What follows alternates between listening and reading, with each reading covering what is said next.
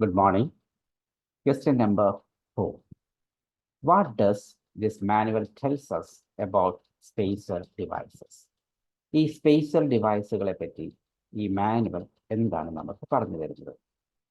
Options വായിക്കുന്നതിന് മുമ്പ് let's check the extract. നമുക്ക് extract ഒന്ന് പരിശോധിച്ച് നോക്കാം.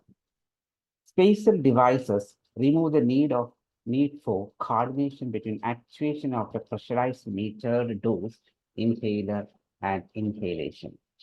അതായത് ഈ ഒരു സ്പേസർ ഡിവൈസുകളുടെ ഉപയോഗം എന്താണെന്ന് ചോദിച്ചു കഴിഞ്ഞാൽ ഈ ഒരു പ്രഷറൈസ്ഡ് മീറ്റർ ഡോസ് ഇൻഹേലറുടെയും ഇൻഹേലേഷൻ്റെയും ഒരു കോർഡിനേഷൻ ഈ ഒരു സ്പേസർ ഡിവൈസ് നമുക്ക് യൂസ് ചെയ്യുമ്പോൾ ആവശ്യമായിട്ട് വരുന്നില്ല. ഇൻ അഡീഷൻ കൂടാതെ the device allows more time for evaporation of the propellant so that a larger proportion of the particles can be inhaled and deposited in the lens. ഇത് കൂടാതെയുള്ള ഒരു ഗുണം എന്താണെന്ന് വെച്ച് കഴിഞ്ഞാൽ the device allows more time for evaporation of the propellant. ഈ propellant എന്ന് പറഞ്ഞാൽ നമ്മൾ അതിനകത്തുനിന്ന് സ്പ്രേ ആയിട്ട് പുറത്തേക്ക് അടിക്കുന്ന മെഡിക്കേഷൻ. ഈ ഒരു മെഡിക്കേഷന് ഇവാപറേറ്റ് ചെയ്യാനായിട്ട് കുറേയേറെ സമയം കിട്ടും അല്ലേ? അപ്പം അങ്ങനെ കുറച്ചേറെ സമയം കിട്ടുന്നത് കൊണ്ട് a larger proportion of the particles can be inhaled and deposited in the lens.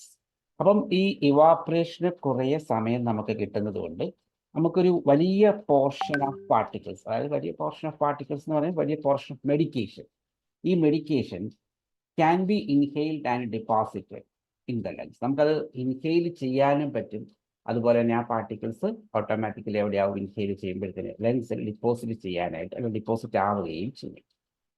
Spacer devices are particularly useful for patients with poor inhalation techniques, children, for patients requiring higher doses, for nocturnal asthma, and for patients prone to candidiasis with inhaled corticosteroids. അപ്പം ഈ spacer ഡിവൈസുകൾ ഏത് തരത്തിലുള്ള ആളുകൾക്കാണ് ആവശ്യം വരുന്നത്? The spacer devices are particularly useful. ഇത് ഉപകാരപ്പെടുന്നത് ഈ തരത്തിൽപ്പെടുന്ന പേഷ്യൻസിനാണ്. ഒന്ന്, ഈ പുവർ ഇൻഹേലേഷൻ ടെക്നിക്സ്, അതായത് ശ്വസിക്കാൻ ബുദ്ധിമുട്ടുള്ള അല്ലെങ്കിൽ ഇൻഹെയിൽ ചെയ്യാൻ ബുദ്ധിമുട്ടുള്ള പേഷ്യൻസിനാണ്. ലൈക്ക് ചിൽഡ്രൻ, കുട്ടികൾക്ക്, പിന്നെ ഹയർ ഡോസ് വേണ്ടുന്ന ആളുകൾക്ക്, നൊക്ട്രൽ ആസ്മ ഉള്ള ആളുകൾക്ക്, അല്ലെങ്കിൽ കാൻഡിഡൈസിസ് ഉള്ള പ്രശ്നങ്ങൾ, കോർട്ടിക്കോസ്റ്റീറോയിഡ്സ് എടുക്കുന്ന ആളുകൾ. അപ്പം ഇങ്ങനെയുള്ള ആളുകളിലാണ് സാധാരണഗതിയിൽ എന്തിൻ്റെ ആവശ്യം വരിക? സ്പേസർ ഡിവൈസുകളുടെ ആവശ്യം വരുന്നത്. The size of the spacer is important.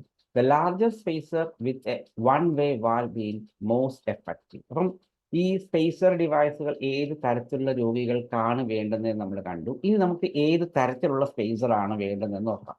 The size of the spacer is important. ഒരു സ്പേസർ നമ്മൾ വാങ്ങുമ്പോൾ അതിൻ്റെ സൈസ്, അതിൻ്റെ വലിപ്പം എന്ന് പറയുന്നത് വളരെ ഇമ്പോർട്ടൻ്റ് ആണ്. ഇനി രണ്ടാമതൊരു കാര്യം നോക്കേണ്ടത് എന്താണെന്ന് വെച്ച് കഴിഞ്ഞാൽ the larger spacer with a one way valve is most effective. അതായത് സ്പേസർ കുറച്ച് വലിപ്പമുള്ളതായിരിക്കണം, അത് ഒരു വൺ വേ വാൽവ് ഉള്ളതായിരിക്കണം. ഈ രണ്ട് കോമ്പിനേഷൻ കൂടെ ഉണ്ട്, അല്ലെങ്കിൽ ഇത് രണ്ടും കമ്പൈൻഡ് ആയിട്ട് വരുന്ന സ്പേസറാണ് മോസ്റ്റ് ഇഫക്റ്റീവ് ആയിട്ടുള്ളത്. It is important to prescribe a spacer device that is compatible with the metered dose inhaler. അപ്പം നമ്മൾ ഒരു ഡോക്ടർ പ്രിസ്ക്രൈബ് ചെയ്യുമ്പോഴത്തേന് ആ പ്രിസ്ക്രൈബ് ചെയ്യപ്പെടുന്ന ഡിവൈസ് മീറ്റേഡ് ഡോസ് ഇൻഹേലറായിട്ട് കോമ്പാറ്റബിൾ ആയിരിക്കണം. Spacer devices should be regarded as interchangeable. Spacer devices should not be regarded as interchangeable. ഒരിക്കലും ഇതെന്ത് ചെയ്യാൻ പാടില്ല? ഇന്റർചേഞ്ച് ചെയ്യാനായിട്ട് പാടില്ല. Patient should be advised not to switch between spacer device. അതായത് ഒരു പേഷ്യൻ്റ് യൂസ് ചെയ്യുന്ന സ്പേസർ ഡിവൈസസ്, ഉപകരണങ്ങൾ മറ്റൊരു പേഷ്യൻ്റ് ഉപയോഗിക്കുക, അതായത് നമുക്ക് അങ്ങോട്ടും ഇങ്ങോട്ടും ചേഞ്ച് ചെയ്യാൻ പാടുള്ളതല്ല. ക്ലിയർ? അപ്പം എക്സ്ട്രാക്റ്റിനെ പറ്റി നിങ്ങൾക്ക് പ്രത്യേകിച്ച് സംശയമൊന്നുമില്ല എന്ന് വിചാരിക്കുന്നു. നമുക്ക് എന്ത് ചെയ്യാം? ക്വസ്റ്റ്യൻ ഒന്നും കൂടെ വായിച്ചിട്ട് ഓരോ ഓപ്ഷൻസിലേക്ക് പോകാം. നമ്മുടെ ക്വസ്റ്റ്യൻ എന്ന് പറയുന്നത് what does this manual tells us about spacer devices? ഈ സ്പേസർ ഡിവൈസുകളെ പറ്റി ഈ മാനുവൽ, ഈ എക്സ്ട്രാക്റ്റ് നമുക്ക് എന്താണ് പറഞ്ഞു തരുന്നത്? ഓപ്ഷൻ എ പറയുന്നത് patient should try out a number of devices with their inhale. അതായത് ഈ പേഷ്യൻസ് ഒരുപാട് ഡിവൈസസ്, അതായത് സ്പേസർ ഡിവൈസുകൾ എന്ത് ട്രൈ ചെയ്ത് നോക്കണം. അവരുടെ ഇൻഹെയിലറുമായിട്ട് ഒരുപാട് സ്പേസർ ഡിവൈസസ് കണക്ട് ചെയ്ത് നോക്കി, ട്രൈ ചെയ്ത് നോക്കിയതിന് ശേഷമേ വാങ്ങാൻ പാടുള്ളൂ, അല്ലെങ്കിൽ കണക്ട് ചെയ്ത് നോക്കണം, ട്രൈ ചെയ്ത് നോക്കണം എന്നാണ് ഓപ്ഷൻ എ പറയുന്നത്. നമ്മൾ ഈ മൊത്തം പാരഗ്രാഫ് വായിക്കുമ്പോൾ അങ്ങനെ ഒരു കാര്യം പറഞ്ഞിട്ടുണ്ട്. ഈ സ്പേഷ്യൽ ഡിവൈസസ് എന്താണ് അതുകൊണ്ട് ഉദ്ദേശിക്കുന്നത്, ഏത് തരത്തിലുള്ള പേഷ്യൻസിനാണ് വേണ്ടുന്നത്, ഇനി ഏത് തരത്തിലുള്ള സ്പേഷ്യൽ ഡിവൈസുകളാണ് വേണ്ടുന്നത് എന്നതിനപ്പുറത്തേക്ക് ഇവരിത് ഒരുപാട് എണ്ണം ട്രൈ ചെയ്ത് നോക്കിയതിന് ശേഷം മാത്രമേ ഫിക്സ് ചെയ്യാൻ പറ്റുള്ളൂ. അല്ലെങ്കിൽ അങ്ങനെ ഒരു ആശയം വരുന്ന ഒരു സെന്റൻസ് പോലും നമുക്ക് അവിടെ കിട്ടാത്തത് കൊണ്ട് നമ്മൾ എന്ത് ചെയ്യുന്നു, എ എന്ന് പറയുന്ന ഓപ്ഷന് എലിമിനേറ്റ് ചെയ്യും. ഇനി രണ്ടാമത്തെ ഓപ്ഷനാണ് they enable a patient to receive more of the prescribed medicine.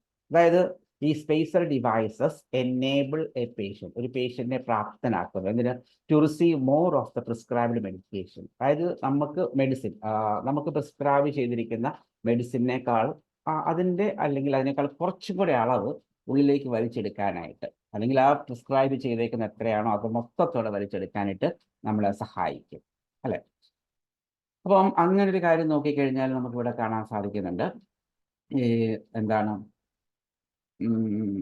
Spacer is most important, large size ആണ് വേണ്ടുന്നത്. പിന്നെ നമ്മൾ സെക്കൻഡ് ലൈൻ നോക്കിക്കഴിഞ്ഞാൽ എന്ത് സംഭവിക്കുന്നു, in addition the device allows more time for evaporation of the propellant so that the larger portion of the particles can be inhaled and deposited in the lungs. ആ ഒരു കാര്യം അവിടെ പറഞ്ഞിട്ടുണ്ട്, അല്ലേ? അതായത് നമുക്ക് ലാർജർ പോർഷൻ എന്ന് പറയുന്നത് തന്നെയല്ലേ more of the prescribed medicine എന്ന് പറയുന്നത്. അപ്പം ആ ഒരു കാര്യം അവിടെ പറഞ്ഞിട്ടുള്ളത് കൊണ്ട് നമുക്ക് എന്ത് ചെയ്യാം, ബി എന്ന് പറയുന്ന ഓപ്ഷൻ നമുക്ക് ഒരു ഫെയറി ആയിട്ട് അവിടെ നിർത്തിയിട്ട് നമുക്ക് സി എന്ന് പറയുന്ന ഓപ്ഷനിലേക്ക് പോകാം. Children should be given spaces which are small than those for adults. കുട്ടികൾക്ക് നമ്മൾ മേടിക്കുന്ന സ്പേസർ എന്ന് പറയുന്നത് അതായത് അഡൾട്ട്സിന് മേടിക്കുന്നതിനേക്കാളും ചെറുതായിരിക്കണം. നമുക്ക് നോക്കാം, അങ്ങനെ ഒരു കാര്യം പറഞ്ഞിട്ടുണ്ടോ? സൈസ് ഇമ്പോർട്ടൻ്റ് ആണെന്ന് പറഞ്ഞിട്ടുണ്ട്. സൈസിനോടൊപ്പം സ്പേസർ ഡിവൈസസിനകത്ത് ഒരു വൺ വേ വാൽവ് ഉള്ളതായിരിക്കണമെന്ന് പറഞ്ഞിട്ടുണ്ട്. ഇന്റർചേഞ്ച് ചെയ്യരുതെന്ന് പറഞ്ഞിട്ടുണ്ട്. അല്ലാതെ കുട്ടികൾക്ക് വാങ്ങിക്കുന്ന സ്പേസറുകൾ അല്ലെങ്കിൽ ആ ഉപകരണങ്ങൾ വലിപ്പം കുറഞ്ഞതായിരിക്കണമെന്ന് ഇവിടെ എങ്ങും പറയാത്തത് കൊണ്ട് നമ്മൾ എന്ത് ചെയ്യുന്നു, എ എന്ന് പറയുന്ന ഓപ്ഷനും സി എന്ന് പറയുന്ന ഓപ്ഷൻ ഡിലീറ്റ് ചെയ്യുന്നു. അപ്പോൾ നമ്മുടെ ആൻസർ ഏതാണ്? They enable a patient to receive more of the prescribed medicine. അതായത് ഡോക്ടർ പ്രിസ്ക്രൈബ് ചെയ്തിരിക്കുന്ന മെഡിസിനെ കുറച്ചും കൂടെ ഇൻഹെയിൽ ചെയ്യാനായിട്ട് അവർ ഈ സ്പേസർ ഡിവൈസുകൾ സഹായിക്കുന്നു. So our answer is option B. Any doubt? If you have any queries, please contact us. Thank you.